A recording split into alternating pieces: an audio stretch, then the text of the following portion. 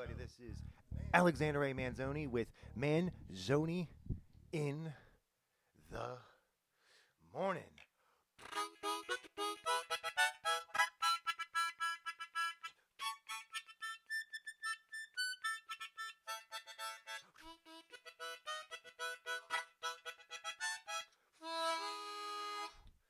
Yeah, yeah, yeah.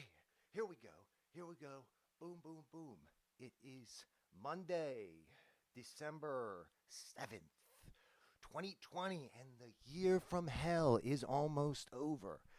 Thank fuck. Thank God. Thank Buddha. Thank Yahweh. Thank the guy from the thing.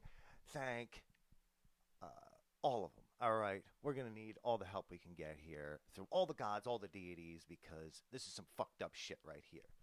Okay?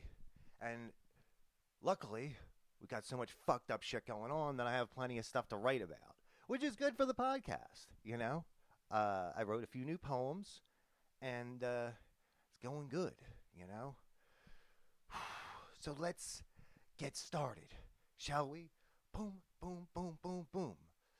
I wrote a poem about the second year of the coronavirus because year number 2 is about to begin. I mean, it's called COVID-19 and we're almost on 2021 already. Where's COVID-20? Where's COVID-21? I guess we're going to find out soon enough, aren't we? Woo! More fun, more upending our lives. Yay! I can't wait. I know you can't either. But luckily, it gives everyone more of an excuse to stay on TikTok, stay on YouTube, stay at home, and watch fucking brain-melting shit. Isn't that amazing? Well, I guess it isn't. And I guess a lot of people are tired of it by now because you're running out of shit to watch. Well, every time I think I run out of shit to watch, we find something else. So that's good.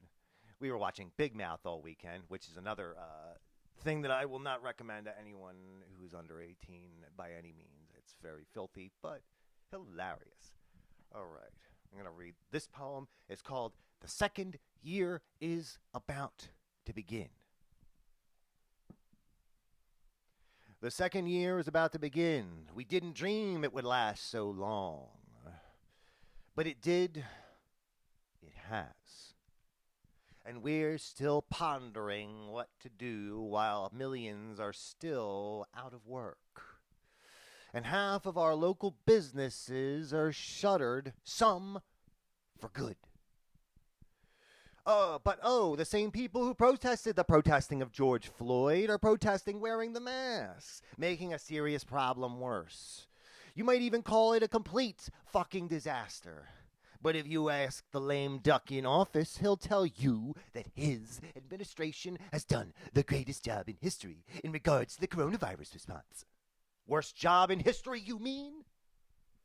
Your poisonous denial affected and infected untold scores. And there are still those who cannot be convinced otherwise, thanks to Fox News, Sean Hannity, Alex Jones, basically every Republican politician out there, though at least there are but a few who have begun to realize the writing on the wall, since the lame fuck has yet to concede. The election was weeks ago, but what do I know? So many white-faced red hatters are enraged, furious. Without masks on, they took to the streets, they took to parlor to spread their racist wings fly, and then they got hacked. Some got sick. But they're still adamant that this is all a conspiracy. That the Obamas and the Clintons own all the voting machines in the country. Except where the Republicans won, y'all. What else do you have for us? Nothing quite as crazy as Pizzagate this year? You sure about that? Oh well, so as the second year of Corona threatens to begin, and at least one hell for me, my friends, and my family is about to end, listen to me as I bid you good tidings, good spirits, and good luck in the coming months. They shall be difficult, yea, possibly more arduous than last time, but we'll make it. We'll find a way. After all, we always do, or at least we seem to. I wrote a poem for Thanksgiving. Missed that. Oh well. That's what I get for writing poems on the day of the holiday, because then I don't get a chance to read them until a year afterwards. But rest assured, next year this time, you're going to be hearing my poem about Happy Corona's Giving. So I wrote a poem for my mother on her birthday, which was a few days ago, maybe like 4. Oh. And, I want to get her all choked up because I know that she watches this podcast and watches all my TikToks. So this is my poem for my mother on her birthday. Happy birthday, my dearest mother. Here is to yet another year gone, and in regard to this one, well, it was one for the books. But you made it. We made it. We did it somehow, some way. You have survived so as the love for both of your precocious children turned adults. You are loved, beloved. Our world wouldn't look quite the same without you, without your social and political commentary. Oh, but we had such fun last year. So for this birthday, stop. Take a breather. Know that you will always be loved, and that you, no matter what, you have taught us our life skills, though some have been better applied than others. Basically everything we needed to subsist on our own. Thrive, even. But you still hold the keys to the cake of legend. Perhaps your most treasured and sought after of secrets. You are as tough as nails as you are beautiful. I know you are not invincible, but it seems as if you may be close to it. COVID-19, it better take a number, because it's going to be waiting a long time to get the upper hand here. Let us celebrate your coming into the world. You deserve it. You have done the job of 100 moms. It would take 100 more than that, far more, for such a great number to even come close to comparison. May 2020 be the worst year we have lived and will ever. May 2021 be the beginning of a new epoch. May your birthday mark a decisive turning point for renewal. I love you beyond the scope of measure. Thank you for everything you have ever done, Mom. Oh, isn't that nice? Well, as angry as I am, I still have a warm heart sometimes. Isn't that swell? I mean, sometimes I'm just like, but other times I'm like, that's just part of my personality. I can be funny, I can be serious, I can be angry, and I can be meek and mild, I guess. All right, we're going to read another poem. Not quite as heartfelt as the last one, a little bit more brutal, maybe. I don't know. Just the fact that the title is called At Each Other's Throats. It says a lot about the state of things today. We're all at each other's throats, while billionaires, they sit and they gloat. Count stacks of our hard-won cash, as the masses have little choice but to spend from the comfort and relative safety of their own homes. Local businesses shattered, shuttered. Little startups, they've been turned down. No loans for little people. Not enough money to go around except for the chosen few. What do we do? For most, opportunities have dried up, and so has our luck. Ugh. Dark times, but you know what? That's the reality of where we're living, Very dark. Which is nice while I go on TikTok and see all the people trying to make cute, nice videos. That's very nice. But they're all kind of in between all of the angry political people, and then the people who are pissed off about something else, who are responding to other people's videos saying that they're pissed off. whatever. So far, the responses to my videos have been pretty nice, and I like that. I like that I get a lot more positivity off of my new followers on Twitter or TikTok than I do on fucking Twitter, and certainly more than I do on Facebook, where it was more just like people I kind of knew from around town and people I acquaintances and shit. I mean, people, classmates from back in the day, people that want to follow me on Facebook so they can angry face and sad face my shit, and then not fucking go on the goddamn YouTube channel and fucking click like or fucking subscribe. There wasn't one motherfucker from my old class that's fucking subscribed to my shit. And you know what? Fuck them. Fuck them. Fuck them. Fuck them. Fuck them. Fuck them. Fuck them. You know, I knew that so many people were just jealous of me growing up, and they just loved it when I went crazy with my bipolar shit. They're like, oh, look at this. He thinks he's so smart. Well, look at him now. He's fucking in the crazy house. Well, you know what? Sometimes you got to get to the crazy house to get to the house of, I don't know, inspiration and dedication. Because I had to go to some dark-ass fucking places to make a decision that, no, I want to follow my dream, okay? I want to be a fucking famous novelist someday.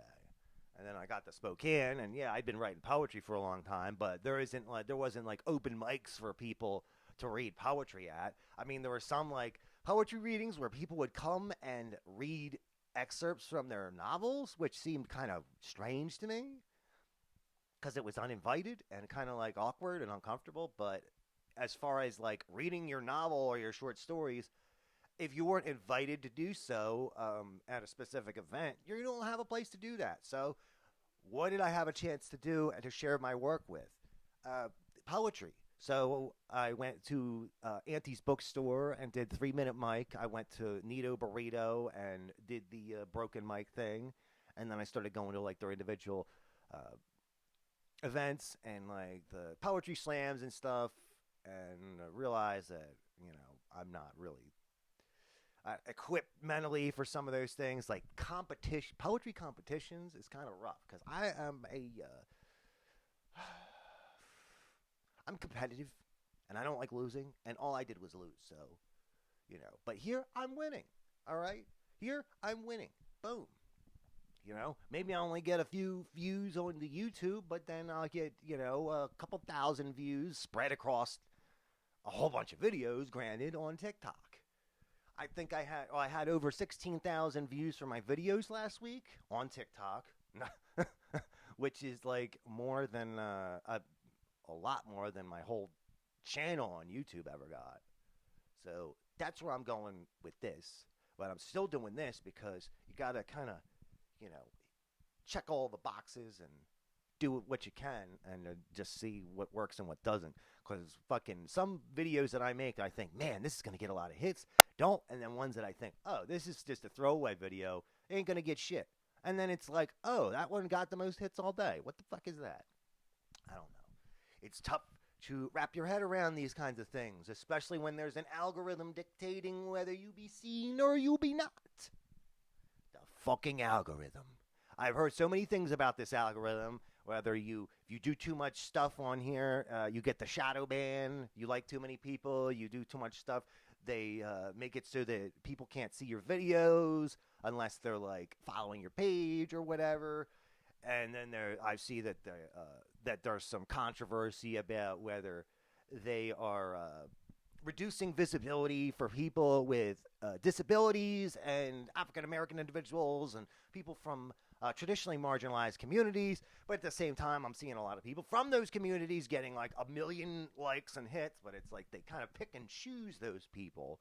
You know, it's like the unknowing, unfeeling algorithm chooses your fate. Do not say no to the algorithm. Do not flaunt the rules or you will be punished. Don't show drugs on the TikTok. Don't show sex on the YouTube. We got to make stuff for kids that isn't for kids, because if it's for kids, we can't monetize it for them, but it's got to be for kids because they're going to look at the video. Well, what the fuck? I don't know what to fucking do. And that's why I want to fight everything. I want to remember, Manzoni loves you, but he also wants to fight. Not an invitation to fight. I'm talking more about a psychic battle of the minds. This is called Can One Trick the Algorithm? Small children, rude gamer vloggers, and vacant-eyed, big-bootied, small-waisted beauties are racking in the cash. Social media videos, a capricious lot. You're either nothing or you're everything and the shit. What kind of world are we living in? The more corners you cut, the more you're rewarded. Why bother trying when the world is forever denying your truthful essence? The world's not fair, nor will it ever be. Decades of dedication means little, it seems. It's all a crapshoot formulated by Satan himself. Or Chinese state-sponsored media. Better toss your dice and hold on. Make the stupidest videos you can imagine or most elaborate. Make a fool of yourself, of your family, your friends. Make the jackass boys blush with your impropriety. Make Eric Andre tremble with the very utterance of your name. Make John Waters be a slightly impressed but still playful John Waters. Make the dog shit that Divine ate in Pink Flamingo seem like Da Vinci's Last Supper. And wait, community guidelines, hypocrisy. They want you to go as far as you can.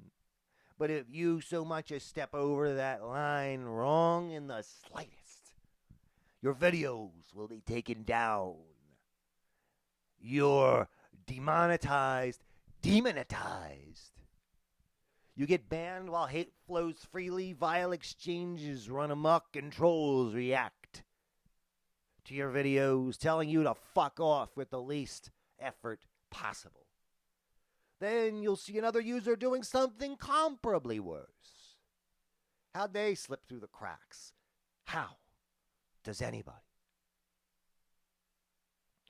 Or are we supposed to forge ahead? Oh, wait. Can one trick this algorithm? Can I? Can anybody? Or are we supposed to forge ahead blindly, following its soulless lead, hoping against hope that we'll be chosen to be elevated upward to the digital heavens, where blue verified check marks flow like White Claw seltzer at a Karen's COVID denier barbecue? Ugh. So that poem was called Can One Trick the Algorithm? Maybe I'll trick the algorithm into kicking my ass for saying such a thing. No, I guess you can't trick the fucking algorithm. Good luck trying. I'm not. I'm just putting it out there. Here is a poem for the social media gods. Ugh. I have a policy. I usually only follow people that have about the same follows as they have followers, and then, or if they have like a lot more follows than followers. Like, I don't want to give more followers to someone who has 10 million followers already. Only follow 2 people, and they don't give a rat's fuck about what you do or what you have to offer. Okay, I want to build a more concrete relationship with the followers on this page. Okay, anyone who follows me, all right, I'll send them a little, if they send me the little wavy thing, I'll send them back a thing like, hey, how you doing? I'm looking forward to seeing your stuff on your FYP page, just to put it out there, just to be nice. I don't know. But these people, they get so elevated to the godlike status of social media stardom that they don't care because they get fucking followers where they shit or they fart. They're beautiful enough, they just come on and they just go, boom, 10 million likes. Kiss my fucking ass. That's what I have to say about that. Though they say, are you going to be like that when you reach that status? I'm like, I don't think so, because I know what it's like to be at the bottom, to be that lonely motherfucker in his mom's basement, you know, a preteen, teenager, all those years, young adult, living with mom on the internet, trying to find human connections, you know, and failing miserably most of the time. But other times, you know, I mean, back in the day, I would go into an AOL chat room, find somebody, and then I'd call them up, like in Florida or some shit.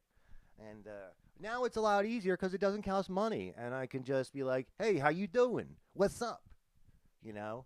Boom, send you a message or whatever. But it's interesting that now that I have the most reach ever, I feel kind of the most loneliest I have in a long time. Maybe it's the quarantine. I don't know. What about you? This is called social media gods. Many will fall and have. Their egos, their mental states, they cannot handle it. They hate the daily grind. We are the blind leading the blind across an endless desert. The pressure to push on and succeed is too great. An unseen, intangible force will decide our fates. Few will rise, some will die, while many cry. And more will forever be denied their dream of international electronic stardom. How fast the seemingly insignificant, unfunny, and unentertaining blow up. The cruelest of the cruel, white males born and raised on a steady diet of undeserved white privilege. They terrorize the classrooms until they can terrorize the internet.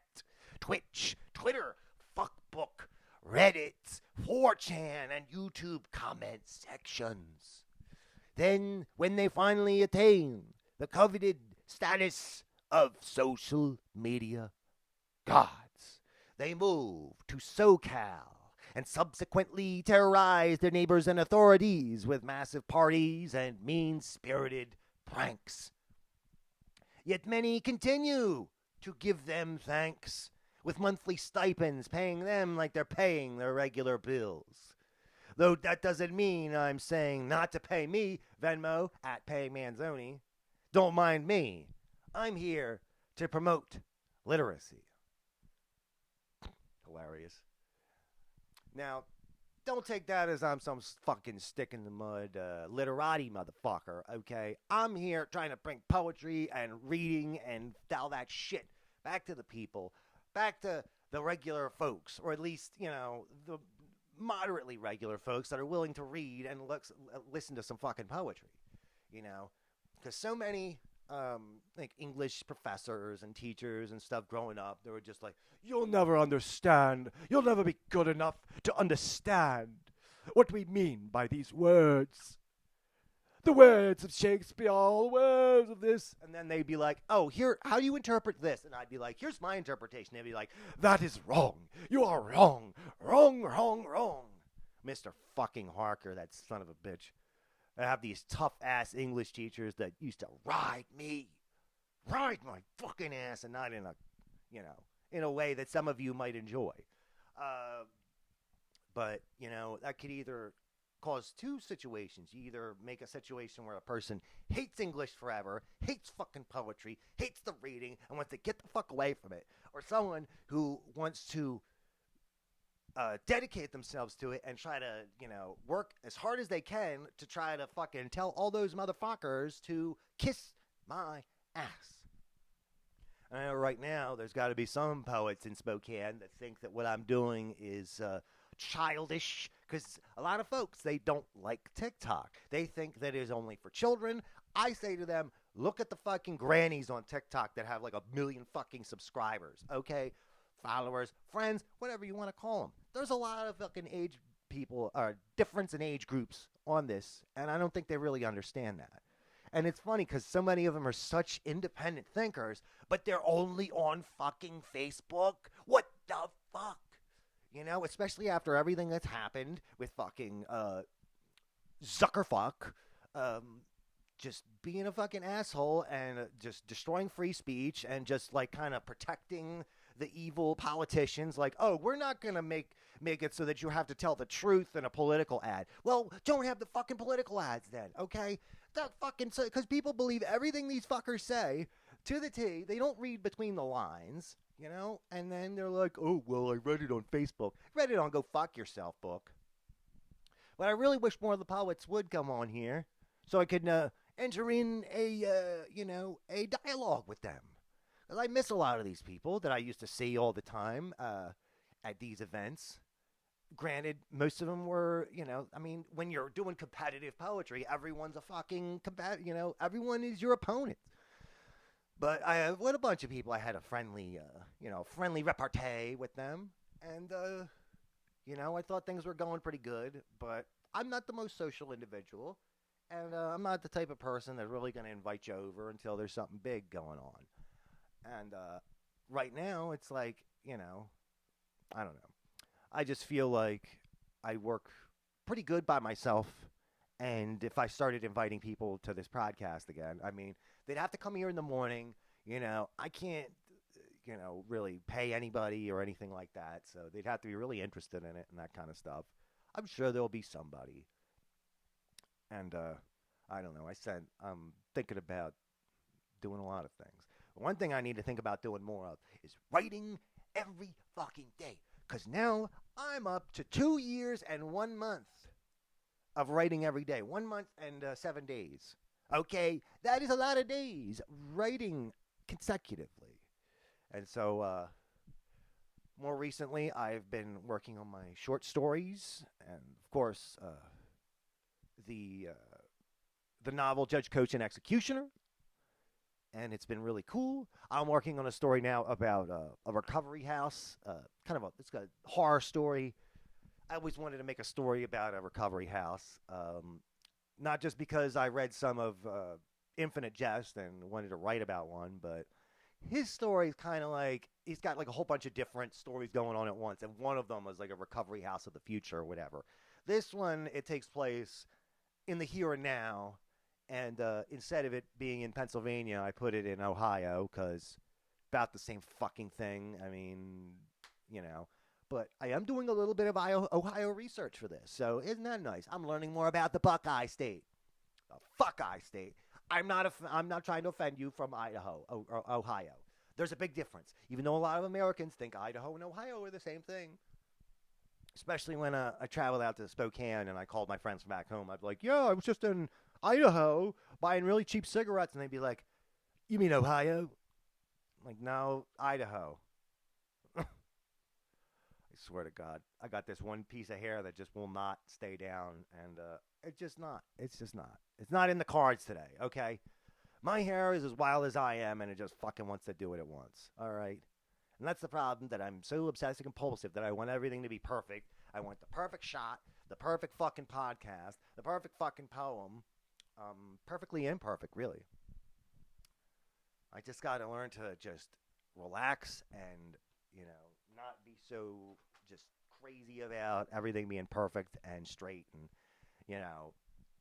I don't want to be like you, Howie Mandel and Mark Summers. Okay, I don't, but, maybe some of that spirit has rubbed off on me.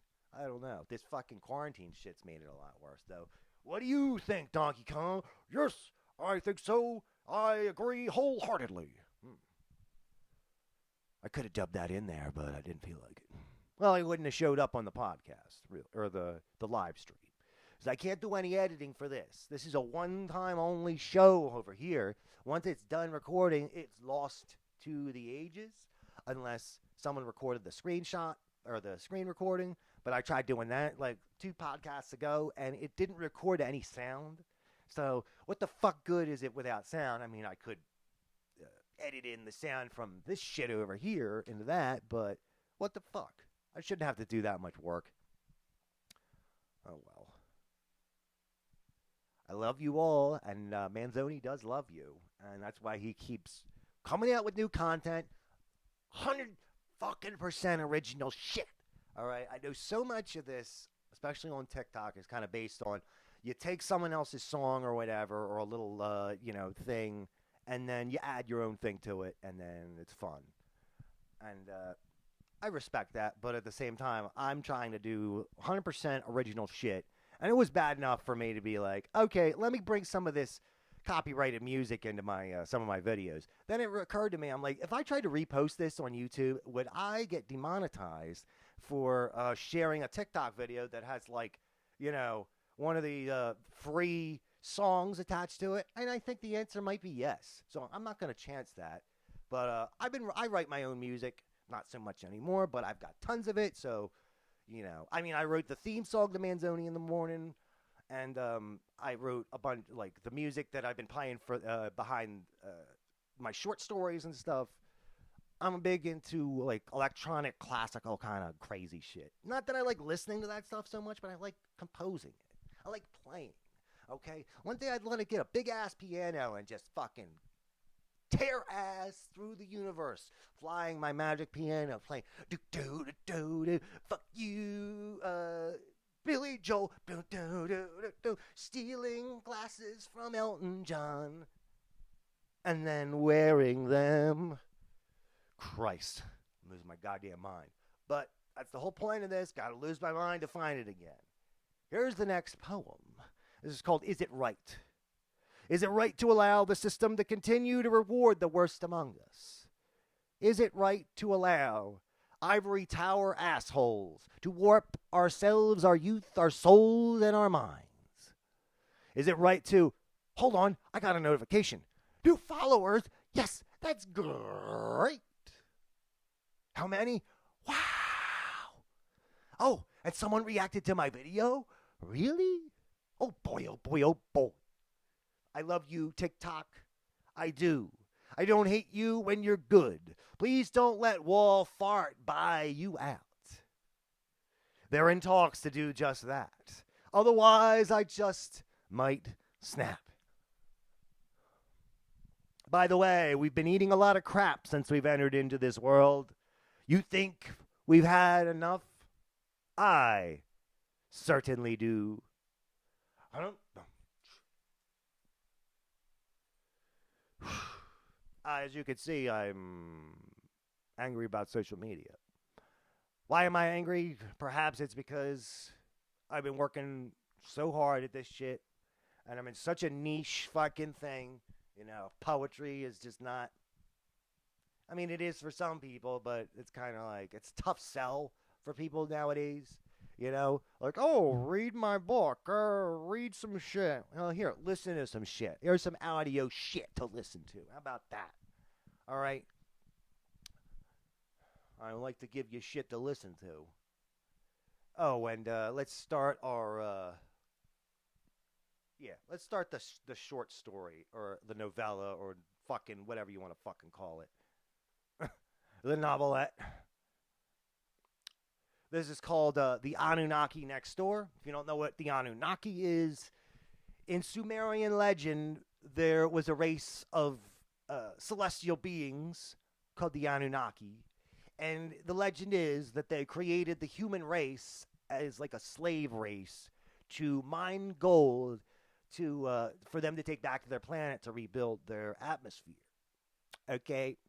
Now, the Sumerian legend is older than the legend of Christianity. The biblical times. This is before that shit, baby. Before that. So, what do you think their life was like before that shit? Well, it must have been fucking crazy. And honestly, since they're the first people that we have a record of, shouldn't we be like, I don't know, maybe taking their word a little stronger than people who came thousands of years afterwards? I don't know. I mean, it isn't like there were the Romans where every fucking historical thing they made was fucking propaganda for themselves, as far as I know. Like, oh, yes, we won this war so good, even though we lost. Oh, we're so good.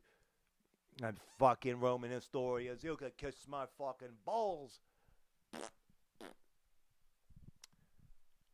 I had to come up with a lot of new words for this story. Because, that's what fucking sci-fi writers do. They write, and then they come up with a whole fucking a whole glossary of shit. But I had fun doing this. Good day, Mar, to you, humans. My name is Alan, and I'm an alien watcher. I've been here for eons, and you people sure do need a lot of help. But that's okay. I like to help. It's fun. Well, it can be. Other times, it's a total headache. I live in an unassuming house in a small suburban neighborhood located in scenic Speed Trap, New Jersey. I pay taxes, I kick asses, I do whatever I need to do to keep going, to keep you dum-dums on your toes. Who do you think gave Steve Jobs the idea and plans to build the first iPhone? Me. Who do you think inspired Nikola Tesla? Me. The space program? Me. Who do you think got T elected? Me. I did it. I did it to mess with you, to see how well you'd be able to come together to handle such a crisis. Unfortunately, you're not doing as well as I'd hoped. Fun fact, President T, the one who must not be named under any such circumstances, it gives him a psychic energy known as Slintarnia, is a reptilian. The reptilians intermittently arrive on this planet through the Stargate at the Bolivian site known to your people as Pumapunku, and the other one at Göbekli Tepe in Turkey. I don't necessarily get along with the reptilians, but they definitely serve their purpose to sow the seeds of chaos to provide your race with politicians, big businessmen. They are beings with huge plans and tiny peckers. Overcompensation is the name of the game for reptilians. Once a year they gather together for their famous Bilderberg meetings. They're hiding in plain sight, flying around in their luxurious Vimanas, complete with anti-visual stealth modules. People know there's something fishy, but they can't do much about it, for the targets of these suspicions are too powerful to stand up against. If only folks believed those shows about extraterrestrials, my good friend Klignamo Swindak created and hosts a little show called Ancient Aliens. As Giorgio Tsoukalos, an effervescent individual with big ideas and bigger hair. We have been leading your race from the moment you crawled out of a test tube, because that's where you came from in the first place. You're too stupid to figure it all out, and those that have are labeled nuts by the whole of your society. Go figure, but that makes my job easier. I know my neighbors must have their suspicions, but that's their problem. I act strange. I tell people it's because I am extremely religious.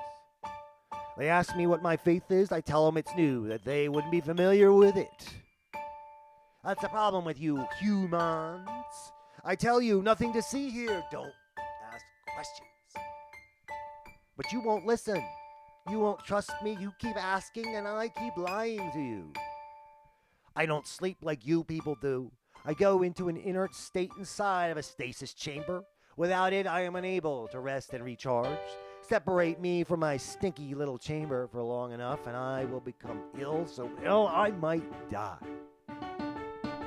Don't take this as an instruction manual on how to defeat me, please. Look what happened to E.T. I'd rather this be as truthful as possible. For my upcoming one-man show, it's going to be a blast. I'm not sure whether my people will appreciate it so much, which is why I'm writing this in English-American humanese. One must adapt to the world around them. I've adapted to America. I have adapted elsewhere. But America is where I do my best work. The Sumerians called my people the Anunnaki, but they got my portrait wrong in the sculpted reliefs. I was never a bird man. I was never a lion with a man's head and wings. That's poetic license for you. Don't get me started on what's wrong with all the alien movies your culture shits out. You would think I was trying to take over the world or something. Well, I did. A few times. We hit the restart button more than once, so many times I believe I may be losing count. When your civilization backs itself into a corner and destroys itself, we destroy them. Wipe the slate clean and start anew. That deja vu you feel, it's real. It's substantial. You have done this before, more times than you'd be comfortable knowing. You've read this story at least a dozen times. You don't remember because you are a new you each time. With each iteration, your spirit grows weaker. And not me. Nope. Same old me every time. I spent the morning typing, sipping from my caffeinated beverage, basic in chemical nature. Not basic as in, you are a basic bitch. Acidity levels aside, I managed to accomplish a fair bit of work. Pages grew numerous. My spirit heightened. One day more, the whole of humanity will know my tired travails. Not now, but soon. There are signs, strange behaviors. Some things that people do that we would normally discount are actually the very things that characterize a true alien. People who enjoy Hawaiian pizzas, aliens. People who get in the passing lane and slow down, aliens. People who write blogs about the daily activities of their cats dressed in tiny costumes, aliens. The problem is that they're all different kinds of aliens, not so easy to determine. Or is it? I put on my glasses. They look like shit. Coke bottles 30 years out of date. But they do what they were designed for, the detection of aliens. So I know who to abduct and who not to. Granted, sometimes I have abducted aliens pretending I didn't know. I just wanted to get them out of the picture. I'm going to be King Dick of this shit pile. Just you wait. I've been waiting for hundreds of thousands of years, longer than you and your precious Bible. I even helped write some of the juicier parts. Though that part with Elijah was true. In fact, you could still find him on the mothership. He's filed away somewhere in what your people might call a piano crate. And that might be lost, but who knows? We have abducted a lot of humans. Yes, sometimes I do it myself. No need for pomp. No need for huge spaceships lighting up the skies. All you need is some lengthy, stringy material to bind them up and a little bit of pure, distilled Riesnog injected into their carotid arteries. Oh yes, I get the best stuff. Sure, I have to send away from the double dark web. But when it gets here, all the way from the Seven Sisters, a.k.a. the Pleiades star system, it's fire. I mean truly. All you need is a crumb of a crumb of a crumb to knock the most stalwart and fortuitous of figures out into a crumpled pile of gibbering man meats. What you do to them after that is your own prerogative, as is mine. I woke that morning from my stasis chamber, flipped the lever to empty the juice from within. I was dropped onto a series of crisscross conveyor belts that ultimately carried me through the bathroom ceiling, where I was to apply my daily disguise. Human skin foundation, a little color, fake contact lenses, some putty, and we're done. No biggie, right? Emerging from the toilet, I felt like a million Schlindemanns. Not paper money, they're a type of crystal harvested from the asteroid fields at Andromeda Beta 12. Still about the same difference. I gazed out the window where my spy, Miark, disguised as a human-style cat, Gilsnaw, watched ever so patiently. Got anything good for me today, Mar? I asked. The cat brought its ass to its own face and had a few choice licks. Nah, said Gilsnaw. Your neighbor's up to his old tricks again, though. It was Skipper, patriarch du jour of the Moran family. Yes, Moran. I pronounce it Moran family, because it couldn't be more appropriate. These people, their heads were so far up their own asses that they didn't even notice a freaking alien living next door to them. Day more in, day more out, I observed their home improvement projects.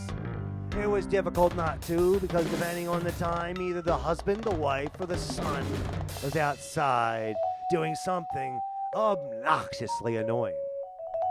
The son, Arlen, was a tool. He sits around in the dark late at night, chain-smoking cheap cigarettes, ranting to his friends. Meth heads, I suppose. I mean, who the hell is up at that hour besides writers? I couldn't hate him too much, though. It was evident from his passive, avoidant behavior that he was doing whatever possible to escape his parents' daily bullshit fest. That's a new word of the day, bullshit fest. I'd get a night job, too, if I were him. In the mornings, the mother, Lala, reigned supreme with her small army of 5 ill-tempered flea-starved. In the afternoons to early evenings, Skipper, he controlled the yard. He always was improving his property. Of course, improving might not be the best term to use, but it's the term for what he would call for what he was doing. And when neither of the morons were outside, they'd leave out their chihuahua, Sparkles. That dog could bark at anything, anytime, anywhere. It didn't matter how well it knew you. If it heard a sound, it would immediately start letting loose with these sharp, piercing barks that ripped through your soul right to the core. I heard a drizzling sound against the fence. I activated my personal communicator, disguised to look like a regular old normal cell phone device. That way I could survey the area beyond the fence without risking an encounter with family fucknuts. Power on the screen. What do I see? A set of fur-covered testicles. Switch camera 2. The dog's red rocket was spraying into the lens. Fuck. Why was Sparkles getting an erection? Did it know it was pissing me off? I bet it did. Well, I had something to show Mr. Pissing Pupper. I'd been awaiting my chance. Oh boy. A new update to my Secure Matrix firmware allows for an additional branch of electron flow through the surrounding air within 20 yards of a beacon. Jargon aside, I hit a button and delivered a shocking message to Sparkles. Sorry, Sparkles, not sorry, I said to myself, grinning like a fool. Skipper burst through the back door wearing a Frankie Says Relax shirt he must have pulled from a Goodwill dumpster, a pair of too short denim shorts, Crocs, and a mesh ball cap that proclaimed, I got Mexico in Mexico. All over his body were smeared grease stains. Maybe some of it was shit. It was hard to tell. But from the couple of times I was invited inside, heaven help me for making such grievous mistakes. I knew that there was half-fossilized dog and cat feces mashed into every square foot of carpet. The morons were the kind of family that, instead of cleaning up their animals' messes, they'd ignore it and hope that it eventually turned to dust. Sparkles, called out Skipper, what's wrong with you now? Maybe he got a kidney stone, I said from across the yard. Maybe. I had to stifle a laugh. It wasn't easy. In fact, if I was human, I would have damn near pissed myself while doing so. But as an Annunaki, picture of perfection, I didn't have to worry about urinating. I still had to go number 2, once about every 30-day Mars. And that was always a discomforting, debilitating affair. Anytime I need to go, I make sure to clear the bathroom and my schedule, wherever and whenever I so happen to lay my bare bottoms. To say it was explosive would be an understatement, and that's right, bottoms as in two asses. See you later, Skipper. Have a nice day and all that jazz, I said, turning to return inside. Wait, said Skipper. Come here. I've got something I need to tell you. He came trotting up to the fence and peered over, though I could tell he was coming my way as the odor level increased to an intolerable level. He told me once that he only showers once a month. Oh, really, sir? Do tell. You know, we're supposed to stay 6 feet apart, I reminded him. Coronavirus, America. Another engineer disaster. Compliments of the reptilian contractors, because reptilians are too fucking dumb to engineer their own bioweapons. They were the Miantala. But do they take the credit instead of we're giving credit where credit is due? Of course the reptilians do. It is in their nature as cold-blooded manifestations of greed and avarice. Bah, said Skipper, waving his hands. Didn't you hear on the morning news? It's all a conspiracy by the Democrats in Hollywood. Yeah, I said. I shook my head with a pursed lip frown. Where'd you hear that, Fox News? Sure, they don't have an agenda. No siree. Don't be such a sheep, Alan, said Skipper. Then he became overcome with a fit of cough sneezing. He made no effort to shield me from the potentially deadly filth droplet. Good thing I'm immune to this shit. But I couldn't let on that I was, so I got mad. What are you doing, you old fart?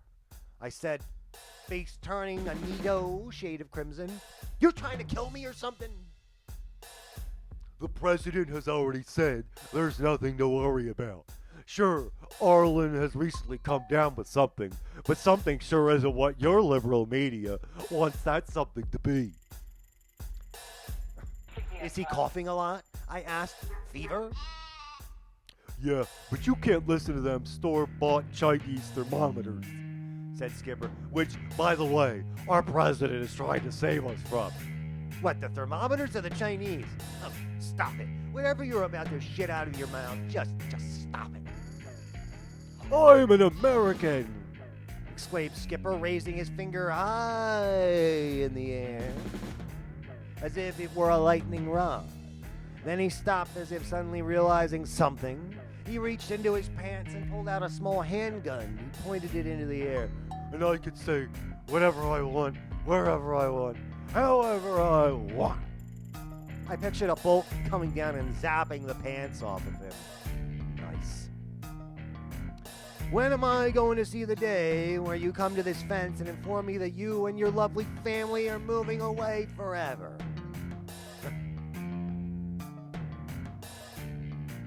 Never, said Skipper. He smiled at me contemptuously. This is my town, my city, my country. He fired off 2 shots into the sky. The neighbors across the street came outside, worried.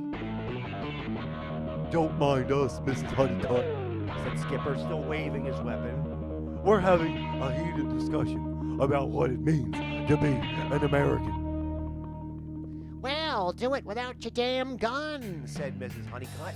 Her husband came outside to join her. It's too early in the morning for this nonsense. Ain't that the truth? I added. I'll do whatever I want, grunted Skipper. He started to foam at the mouth. Whatever, however, and... This is when I excused myself. Although I didn't actually excuse myself.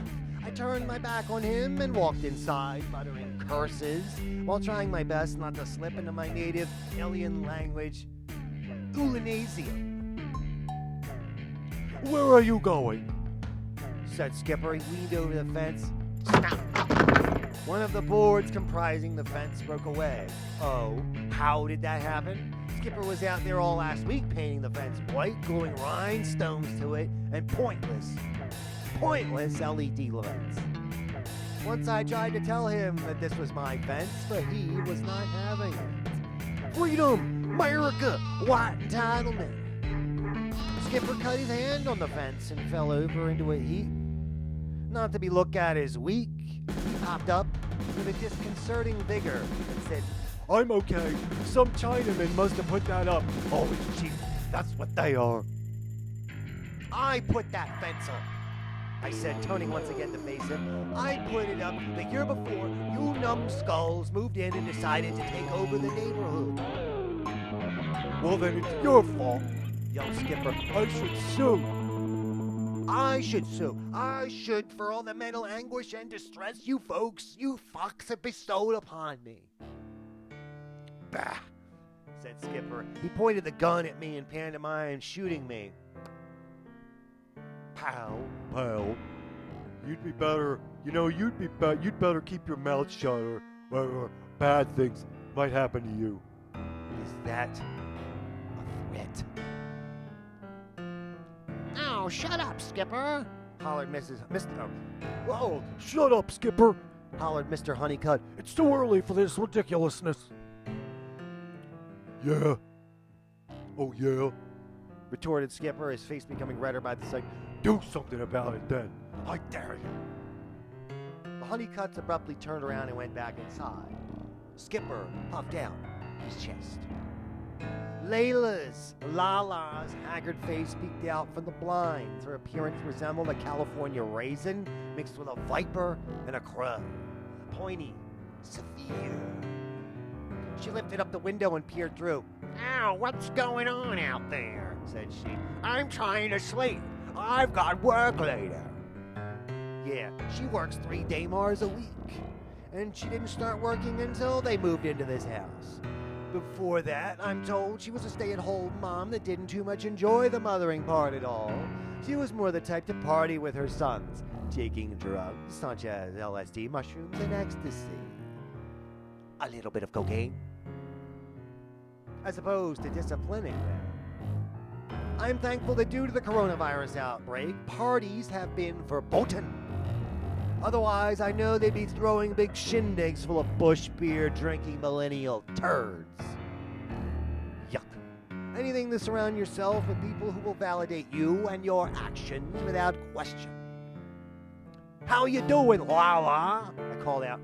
"Oh, my lumbago is killing me," said Lala. She only had 2 settings. Low as fuck and high as shit. "Spent too much time meditating to the smooth sounds of the Tibetan Throat Singers Guild. Gotta get my peace on, radio." Yeah, peace. Peace. That's a good one. I could hear those throat singers last night. My stars, it sounded like Oscar the Grouch got caught in a ninja chopper. How can anyone meditate to that? She does, though. "Well, have yourself a good day, I guess," I replied. "Meow, you too, cutie pie," said she. Then Skipper took me aside. He pointed to the black chestnut tree looming over the periphery of my front yard, partially over into theirs. I just wanted to talk to you about felling that pesky tree of yours. "What about it?" There was no argument. That tree, it doubled as a communicatrix antenna for contact in the home world. He didn't know that, and he never needed to either. It needs to come down like yesterday, said Skipper, very matter-of-factly. "I don't see why I should be pestered into removing one of my trees," I said. "In fact, that makes me want to keep it more." If you don't cut it down, I don't be surprised if something happens to it in the middle of the night. "Fuck you, asshole. That's it. I'm setting up my cameras to catch your ass, in case you try to pull any funny moves." Yeah, well, maybe I should set up a camera as well to catch you in your illegal alien child smuggling ring. "You've been watching too much fucking Fox News," I answered, shaking my head. "It's giving you brain damage worse than you already had in the first place." Skipper spread his legs akimbo and dug in before giving me the 3rd degree. "How dare you say that? I'm a veteran of 2 major American wars, and..." "No, you aren't." "What?" "I checked. You weren't in active combat in any wars. In fact, I found one of your coworkers online. They said you weren't worth half a hog's asshole. You were such a slacker. You'd do anything, anytime to catch a few Z's. He called you Beetle fucking Bailey." That's a lie. He also said the brass had to come up with a new level of demotion after having dealt with you. What is it? 4th degree fucking buck private? He said they never let you out of the kitchen peeling potatoes. I was a master sergeant, said Skipper. I fought in the war with the Chinese. Check your history books, Mac. That war, it hasn't happened yet. I meant Desert Storm. Yeah? Which one? The first one, in the 80s. Skipper, why don't you stop right there? I suggested. If I had heat vision, I would have melted him right fucking. You're caught, I continue. You're a chronic liar. Liar. Chronic liar. I know you can't help it. You leaned over the fence and slapped me in the face. Ow, I complained. Don't you dare ever bring this up again. Too late. I had already posted on his Republican Veterans for a Better America fuckbook group, where he tells thousands of military personnel the scope of his made-up exploits. I supposed he hadn't logged in yet, but he was sure in for a surprise. They banned him from the group page. Ha ha! You know, you're a real piece of work, I called out, but he was already halfway inside. The dog came running up behind him. Skipper accidentally shut the door on the monster's misshapen head, and he tried to pull the dog through the opening without opening the door any. Uttered Sparkles. Shut up! Screamed Skipper. He did not change his method. Instead, he kept yanking the brainless dog into the door frame over and over until I embarked inside, disgusted and appalled. When I got inside, I pulled the blinds. Gil Snaw grunted with approval, tooted, and weaved in between my legs as I walked. Communicatrix soon arrived via the transmitter hidden in my bathroom mirror. We conversed in Ulanesian. All right, I'm going to stop there and make a note of that. We're over an hour already. Jesus Christ. Time flies when you're having fucking fun, right? Well, there's still another 21 pages of the Annunaki Next Door to go, so think about that. We're going to do our Weed of the Week that I'm not going to show on my camera, my other camera.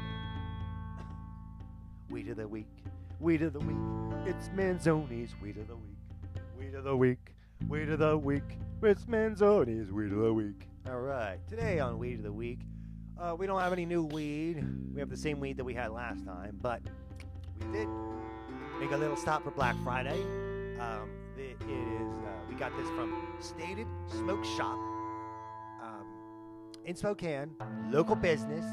You should go there and stop by. They got lots of glass and that kind of stuff.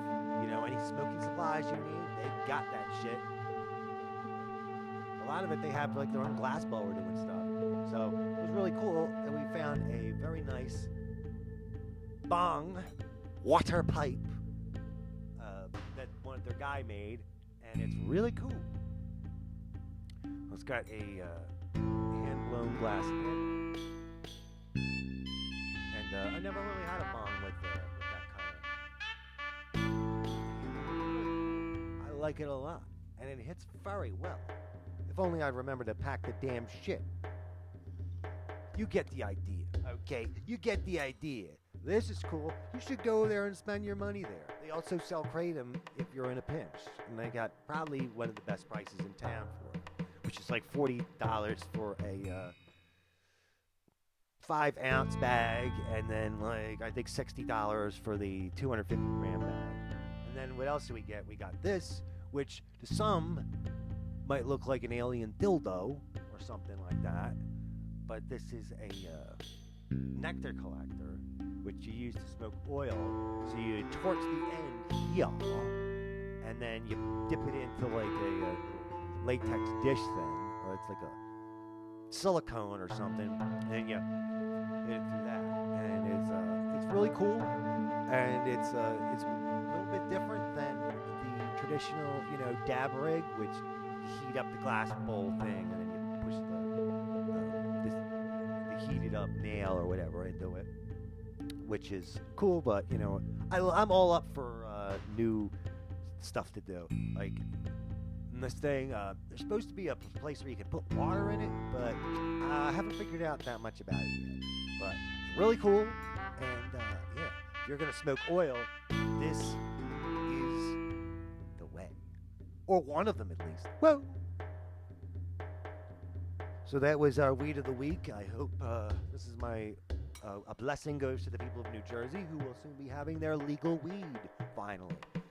God knows it's going to take them forever to open up the recreational stores, but Good job, guys. I always said I wasn't going to move back to New Jersey until they got weed. Well, they got weed, and I'm still not fucking moving back to New Jersey. Because there weren't any fucking opportunities for poetry there, I'll tell you that much. Unless you're living in Philadelphia or fucking next to New York. They just did not give a rat's ass about fucking the arts there, except for, like, they have some art shows at, like, the little colleges and at the shore and stuff. But that's mostly to sell for the fucking tourists and shoobies, as they like to say. Right, now we're going to go to Kratom Corner. Kratom Corner. It is Kratom Corner. I can show this. So, this week for Kratom Corner, we got, this is called Above the Waves from Cat's Botanicals. It's one of my favorite blends.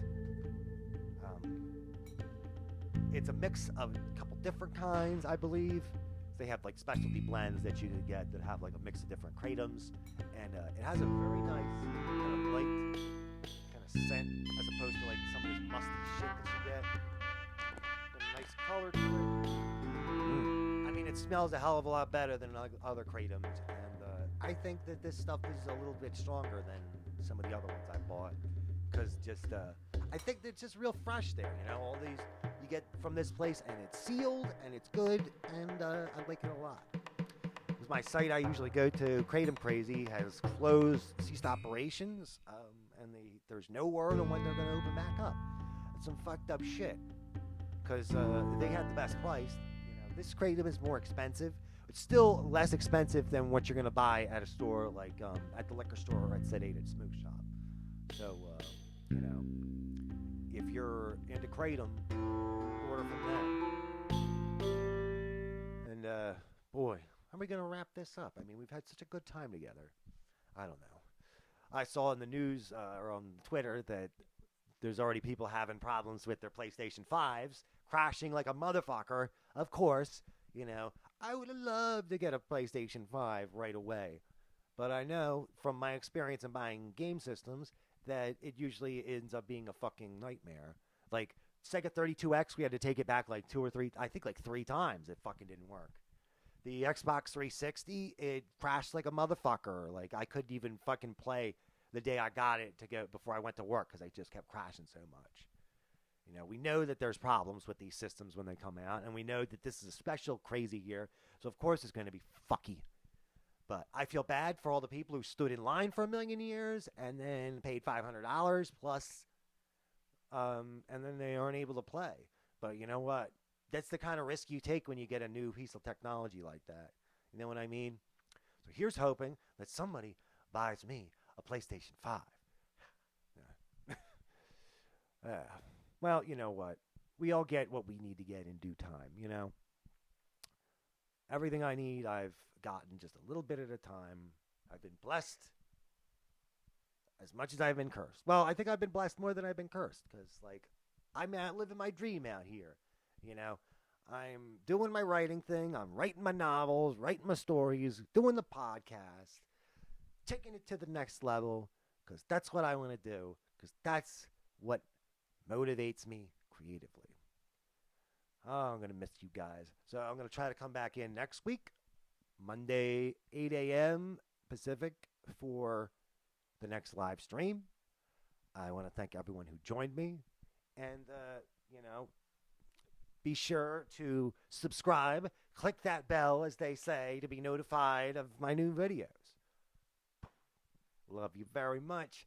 All of my Manzoniacs and Manzoni stands, you know, you're the best, and I couldn't do this without you. So keep watching my videos, keep liking them, keep leaving those nice comments, and we're going to figure out how to get through these next few months, this next year, and I'm going to keep writing about it, and then, you know, we'll see where we go from there. So this has been Manzoni in the morning, signing. Oh.